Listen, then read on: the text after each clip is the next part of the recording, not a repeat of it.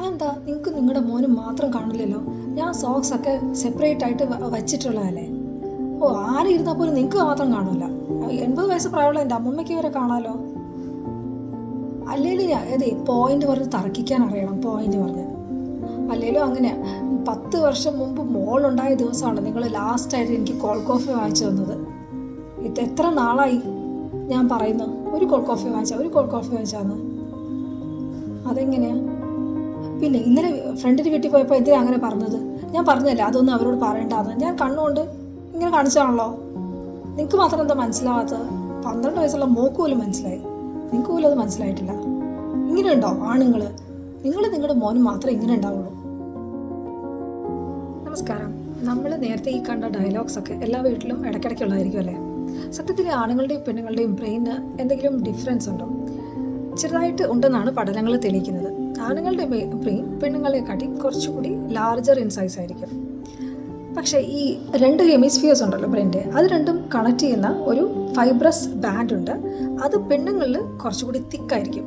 അതുകൊണ്ട് തന്നെ അപ്പുറത്തിപ്പുറത്തുള്ള കണക്ടിവിറ്റി അത് കൂടുതൽ പെണ്ണുങ്ങളിലായിരിക്കും. ആണുങ്ങളിലോ അത് മുമ്പിൽ നിന്ന് പുറകോട്ടായിരിക്കും കൂടുതൽ. അതുകൊണ്ട് തന്നെ ആണുങ്ങൾക്ക് മോണോഫോക്കലായിട്ട് കുറച്ച് നേരം കോൺസെൻട്രേറ്റ് ചെയ്ത് ഒരു കാര്യം കംപ്ലീറ്റ് ചെയ്യാൻ സാധിക്കും. പെണ്ണുങ്ങൾ മൾട്ടി ടാസ്കിങ് ചെയ്യുന്നതിൽ എക്സ്പേർട്സ് ആയിരിക്കും. ഒരേ സമയം തന്നെ ഫോൺ അറ്റൻഡ് ചെയ്യാം, കുക്ക് ചെയ്യാം, കുട്ടീനെ നോക്കാം. അതുകൊണ്ടൊക്കെ ആയിരിക്കും മൾട്ടി ടാസ്കിങ്ങിൽ പെണ്ണുങ്ങൾക്ക് കുറച്ചുകൂടി എക്സ്പെർട്ടീസ്.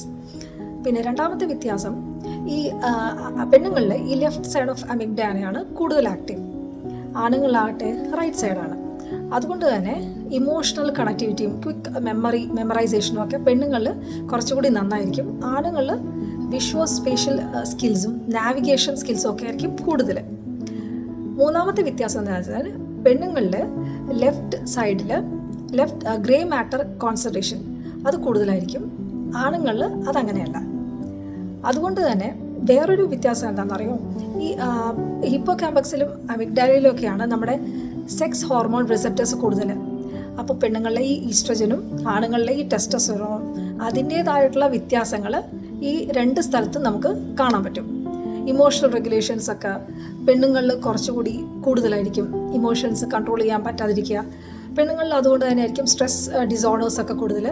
അതേസമയം ആണുങ്ങളിലാവട്ടെ addiction, drug addiction, alcohol addiction, അങ്ങനത്തെ കാര്യങ്ങൾ, അല്ലെങ്കിൽ ഡിസ്ലെക്സിയ, അതൊക്കെ കൂടുതൽ ആണുങ്ങളിലായിരിക്കും.